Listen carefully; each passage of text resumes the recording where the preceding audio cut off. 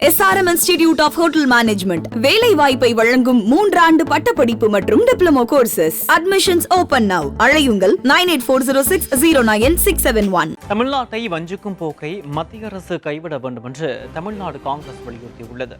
தமிழ்நாடு காங்கிரஸ் கமிட்டியின் பொதுக்குழு மற்றும் செயற்குழு கூட்டம் சென்னை தேனாம்பேட்டையில் உள்ள காமராஜர் அரங்கத்தில் மாநில காங்கிரஸ் தலைவர் செல்வ பெருந்தகை தலைமையில் இன்று நடைபெற்றது.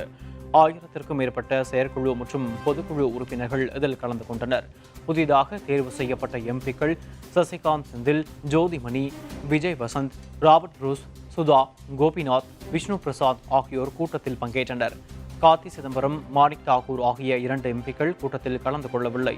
இந்த செயற்குழு கூட்டத்தில் 7 தீர்மானங்கள் நிறைவேற்றப்பட்டன. அதில் இந்தியா கூட்டணிக்கு வாக்களித்த மக்களுக்கு நன்றி தெரிவித்தும், மக்களவை தேர்தலில் காங்கிரசுக்கு கிடைத்த வெற்றிக்கு ராகுல் காந்திக்கு பாராட்டு தெரிவித்தும் தீர்மானம் நிறைவேற்றப்பட்டது.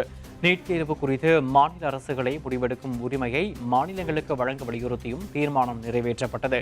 தமிழகத்தை வஞ்சிக்கும் போக்கை மத்திய அரசு கைவிட வேண்டும் என்கிற தீர்மானமும் நிறைவேற்றப்பட்டது. கூட்டத்தில் பேசிய செல்வ பெருந்தகை, நாம் பிறரை சார்ந்தே இருக்க போகிறோமா அல்லது சுயமாக இருக்க போகிறோமா என சிந்திக்க வேண்டும் என்று கேட்டுக்கொண்டார். இதே கூட்டத்தில் பேசிய மாநில காங்கிரஸ் முன்னாள் தலைவரும் எம்எல்ஏவுமான EVK இளங்கோவன், தமிழ்நாட்டில் 40 தொகுதிகளிலும் இந்தியா கூட்டணி வென்றதற்கு திமுகவும் அதன் தலைவர் ஸ்டாலினும் தான் காரணம் என்பதை மறந்துவிடக் கூடாது என்று முரண்பட்ட கருத்தை தெரிவித்தார். ஒன்று மட்டும்தான் தலைவர்கள் பேசும்பொழுது கருத்தில் உட்கொள்ள வேண்டும்.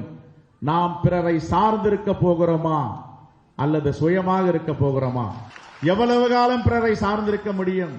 1139 ஆண்டுகளை கடந்திருக்கிறது காங்கிரஸ் பேரியக்கம். நமக்குத்தான் எல்லா மக்களையும் அரவணைக்கின்ற, ஆதரிக்கின்ற, குரல் கொடுக்கின்ற சித்தாந்தம் இருக்கிறது. வரலாறு மாறுகிறது. ஒன்று மட்டும்தான் தலைவர்களுக்கும் தோழர்களுக்கும் சொல்லிக் கொண்டுகின்ற செய்தி, நாம் எந்த திசையிலே செல்ல போகிறோம். முதலில் எதிரியை காலி செய்ய வேண்டும். அதை நீங்கள் மனதில் வைத்துக் கொள்ள வேண்டும். அதற்காக நாம் சில வார்த்தைகள் சொல்வது நம்மை குஷிப்படுத்துவதாக நாம் நினைத்துக் கொண்டிருந்தால், இன்றைக்கு நின்ற அத்தனை பேரும் ஒட்டுமொத்தமாக எம்பிக்கள் ஆகியிருக்கின்றார்கள் என்றால் அதற்கு திராவிட முன்னேற்ற கழகமோ முதலமைச்சர் ஸ்டாலின் என்பதை நீங்கள் மறந்துவிடக்கூடாது. அருமை தோழர்களே, கொஞ்சம் நிதான வேண்டும். ஆசை இருக்க வேண்டியதான், இல்லை என்று சொல்லவில்லை. அது பேராசையாக ஆகி கடைசியிலே ஒன்றுமில்லாமல் உருப்படி இல்லாமல் போய்விடக் கூடாது.